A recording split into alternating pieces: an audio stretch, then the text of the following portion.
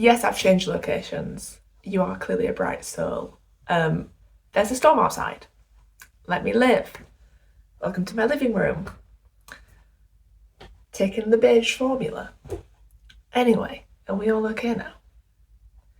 The theme of today, the person we are discussing, is the biggest narcissist you will ever come across in literature. This is the man who was so obsessed with himself that in one of his most famous novels, David Copperfield, the initials of that central character, who is kind of like just this really virtuous, fab, coming of age guy, his initials are DC.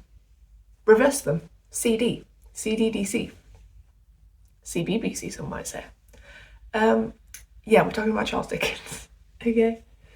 This is the guy. This is if you asked a normal person on the street, what do you think about the Victorian period? First of all, they'd probably say, go away. I don't want to speak to you about the Victorian period. But if you kept probing them, they'd probably say something about Charles Dickens. Oh, the sun has come out now. How fabulous. That's why I don't like changing places. I'm overwhelmed. It doesn't take much. Anyways, talking about Dickens today. And in my last video, turned into a proper YouTuber now, we talked about the Chartists and about activism in the Victorian period. Basically, what we're talking about today is Dickens' lack of activism, his sort of sedentary nature, he was just chilling, writing some pages, etc. Not doing much. in terms of like, I think modern readership, that would be how we characterise him. It's like he did a lot of writing, he wrote a lot of things, but he didn't really do a lot with what he was writing about in the sense of like doing anything politically active, which is for some reason how we gauge morality in this era, which is what I want to talk about. Because basically, if you haven't read a Dickens novel, first of all, if you're not into literature, probably don't bother because you'll probably hate it. But if you want to read one, I would read A Christmas Carol because it's short, you already know the story, bish bash bosh. However, and everyone's going to hate this piece of advice, my favourite Dickens novel is Bleak House. It is characteristically known as his worst, most boring novel. However, I like a boring book. I like a book where nothing happens. I like to just read it and think, yeah, that was low-key a waste of my time. Because it never is a waste of time, you know? I thoroughly enjoyed Bleak House. It's super long, nothing kind of happens, but it's beautiful. So if you feel like taking up a challenge, feel like saying, Maddie, that was a horrific recommendation, read Bleak House. And that's the one that I'm going to be focusing on today because it's my favourite. And what I want to argue basically is that we shouldn't judge Dickens for the lack of political activism that he did, and how we shouldn't tie up our own moralities and project our own moralities on the moralities we want to see at large onto figures who have sort of unintentionally become famous. Obviously, when you write a novel, you're not hoping that it only sells 3 copies. You obviously want it to sell a lot of copies, and that inevitably means that you become a famed name and people know who you are. People know who Charles Dickens is and was in the era. But I don't think that level of fame demands morality and ethics, because then I think we end up idolising people, right? Because we're saying, oh, Charles Dickens is a great novelist.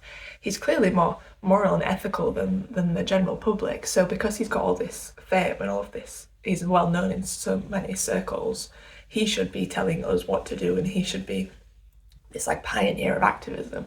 I don't agree with that. I don't think it's fair to place our own moral codes and judgment onto people who are working in their own spheres. I'm not saying that things aren't interdisciplinary.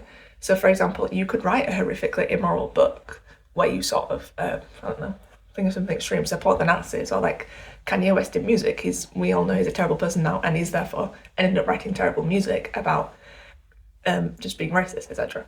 But I don't think before we get to those types of extremes that you should look for your own reflections in these artists, because it ends up being refractions that you don't want to see.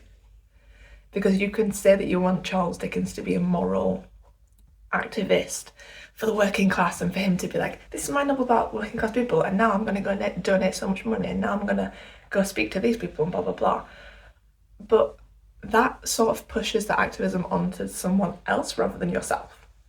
You know, you're not taking agency within yourself. And whilst I think this conversation is very different in the modern era, where we're sort of in late stage capitalism lacking a lot of power and ability to create these actions, which is why when celebrities are posting things about, like, for example, donating to Palestine, you kind of click on the link and think, well, you could donate like £5 million right now, but why are you not? That is a different conversation for late stage capitalism, but I think in the Victorian period, this is early industrialisation, this is the start of industrialisation. It's rapid, yes, it's terrifying, but it's the start of capitalism and everything that we're used to. So, like, projecting these moralities onto people who, A, don't have a blueprint for this, and B, that just isn't their role, doesn't seem fair. Charles Dickens is a writer, he's writing about London. He's creating representations of working class people's lives, of London in its entirety. That's a massive feat and a massive accomplishment in itself that then doesn't demand a moral compass. I don't think. That's, again, argue me in the comments, but yeah. So what he's doing, again, we're going to start looking at Bleak House now in a bit more detail. He's representing reality. He's not imposing his personal beliefs. So we don't read Bleak House and think, oh, I can tell that Dickens, feels this about this certain character. Of course he has certain things that he wants to discuss or bring up. So, for example, the Jellyby family and Mrs. Jellyby, very concerned with helping the children in Africa, but not actually concerned about her own children who are stuck between the railings of a banister. This is actually a great setup now. Thank you, Storm. So obviously you can tell that he's concerned about certain issues. Same with the poverty. Joe the chimney sweeper is one of the most famous characters in all of Victorian literature. He's an absolutely heartbreaking character whose story is just will move everyone once you end up reading it. Charles Dickens hasn't put that in just for the laugh. Like, obviously he's trying to have people from the upper class, middle class, lower class, homeless, etc., to create this picture of Victorian London, but he could have done a very different tone. So he's representing, which is the main thing, and then we feel the political implication through tone rather than imposing personal beliefs. So you could have this same trajectory of Joe the chimney sweeper in a very pragmatic way. So, he's in poverty, blah, blah, blah. This happens, and then he dies. I won't spoil the plot. I just did because I said he dies. Apologies. So you have this set trajectory for that character, right? And then you can impose your own morals and tones through the writing to make us react in a certain way to it. So if Dickens had created a tone where we felt contempt for Joe, and we were like, this guy, if he just worked a little harder, he'd have all the money in the world and he'd have a mansion and blah, blah, blah. But, he's a lazy, do-for-nothing bad man. He doesn't put that tone on it, which would be an immoral, middle, upper class contempt for the lowing class. But because Dickens doesn't, it has a sympathetic tone. We understand, and if we read it properly, we can understand the nuances, where we're not specifically trying to gauge Dickens's own morality. It's a hard plural to do. Dickens's own morality and own political beliefs and ideologies, but through the tone that he imposes, we start to understand and feel and sympathise for these characters, which, yeah, maybe that was how Dickens felt as well, but that's not the point of reading the novel. The point of reading the novel and feeling those implications through tone is to develop our own opinion with a certain level of sympathy that is demanded, that sometimes isn't created in a capitalist society, especially now. This sort of hatred for other people. Dickens could very well have subscribed to a version of that relative to the Victorian period, but he didn't. And again, we're not trying to gauge what Dickens personally felt, because, yeah, he probably did feel sorry for Joe. But then again, at the end of the day, he went to his middle class house and he closed the door and he sat with all of his nice decorations and pictures, and he went and bought a new bookshelf, and then he got his cook to cook him this, and he had the money to support like 8 children or whatever. So even though we can view his basic beliefs and be like, yeah, he kind of understands that it's not Joe's fault that he's been brought into a world where all he will ever be is a chimney sweeper who just dies in squalor and lives in squalor, we can't then be like, well, he hasn't done enough because he's not then done this in real life. Like, the work of a novelist is to be a novelist. And also, I think a question I kind of want to raise is, can one man intervene? And I think to an extent we're all bystanders to fate, and fate is something that we subscribe to. You could very much argue Dickens was a bystander to fate and just watched all of this happen in front of him. But are we not also bystanders to fate in making no action when we read? So if I read Bleak House, it's a social novel about the working class, about the condition of Victorian London during industrialisation. I don't then make any action once I read the book. I finish it, I enjoyed it, I thought about it, I was like, oh, let's make a little video about it. But then I just sat down and I went and put my kettle on and I went to bed, in my own room, in my mother's house. I didn't then think I'm gonna go, create a rally. There's extents to what we want within these moral codes and moral fictions that we create for ourselves, because obviously it would be lovely if Dickens had donated all of his money to helping people come out of squalor, blah blah blah, but that isn't the political moral reality, and you can't then expect action in these figures who are just the same as you and me, because let's go back to Victorian period, and if I'm writing a novel, mine doesn't sell as makeup is, you don't then expect me and place this moral code on me because I'm not as famous. I don't think that makes any sense. I hope that conversation made sense, but I don't think those impositions make sense or are worthwhile. I think it's worthwhile to gauge people's worth and value based on their moral codes. What I want to talk about in Bleak House specifically is how idealised Esther is in her selflessness. So she's kind of this archetypal virtuous figure who does do a lot for the working class and for people like Joe. And she does so much and involves herself with people that she ends up contracting some sort of disease, I think it's smallpox, some sort of disease that basically leaves loads of scars on her face. And she was described in the beginning of the book as very beautiful, this very lovely, attractive woman.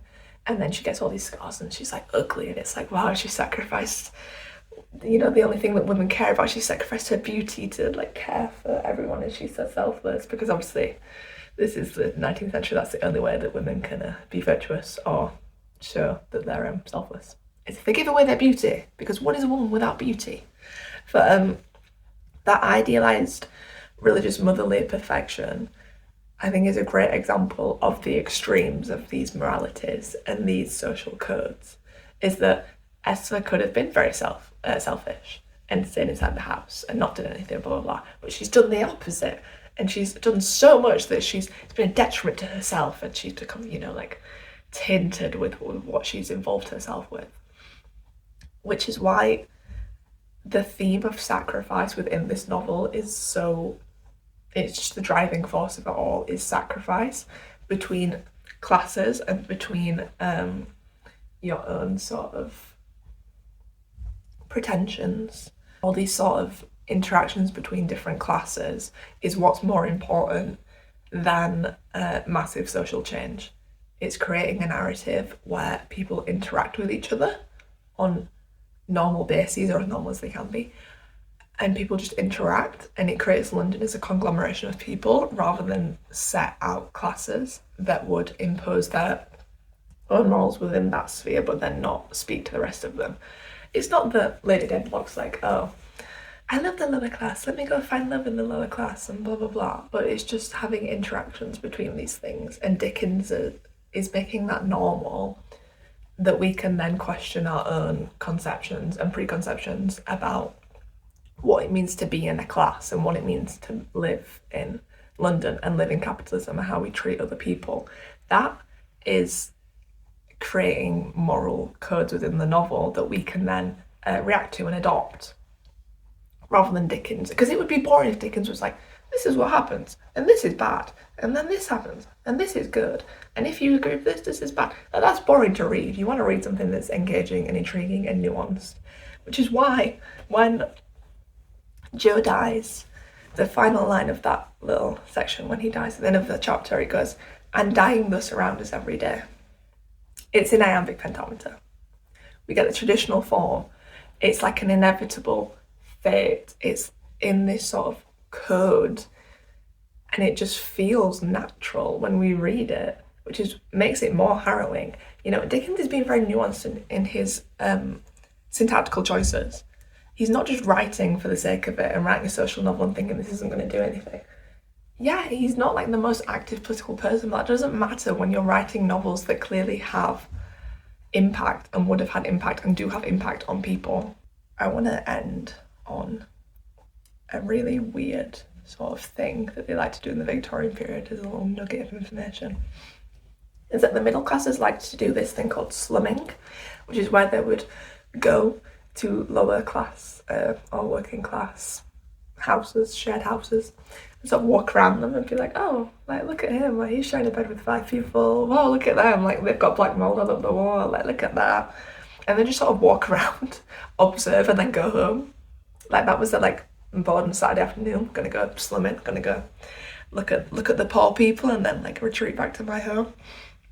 And we see that habit, not in Bleak House, but in his collection of like short stories called The Uncommercial Traveller, and it's this idea of voyeurism, which I think for Dickens is the sole role of the narrator, is to be voyeuristic, is to observe and not intervene.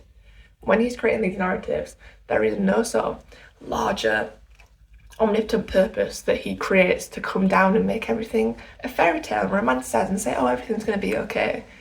No, the narrator is a bystander to fate. He's a voyeurist and he watches all of this and then just details it, which is more moving and more politically active than it would be for him to create an idealised tale that we just know isn't true, because once it becomes fantasy, we're not bothered about it anymore. It wouldn't like inspire people in the same way because you're reading something that doesn't exist. By reading something that does exist, you're confronted with reality and you have to then personally make an ethical choice about how you feel about certain things. So all of the sort of awful poverty-ridden things that happen in Bleak House happen on a street called Tom All Alone's, and it's described as a black dilapidated street avoided by all decent people. And I really enjoy that decent people is not expanded upon. We don't know who the decent people are. You can make yourself a decent person, or you can walk past the street and pretend it doesn't exist and create your own fairy tale in your mind. But by making this representation of reality, where some people do intervene and some people don't, we see all these different versions of reality that kind of do exist at the same time and do intersect. And that, I think, makes Charles Dickens not a narcissist. I'm sorry for calling him that, I just like to be horrible, really. Makes Dickens just a good novelist.